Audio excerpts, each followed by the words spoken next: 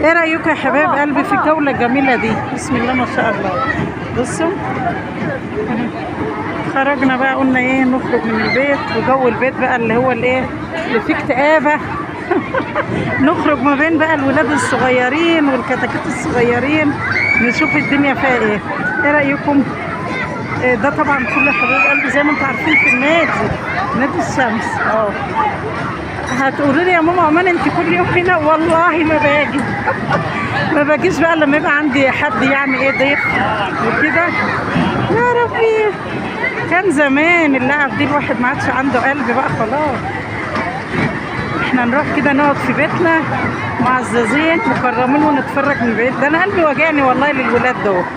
ايه رايكم يا حبايب قلبي في الجوله الجميله دي؟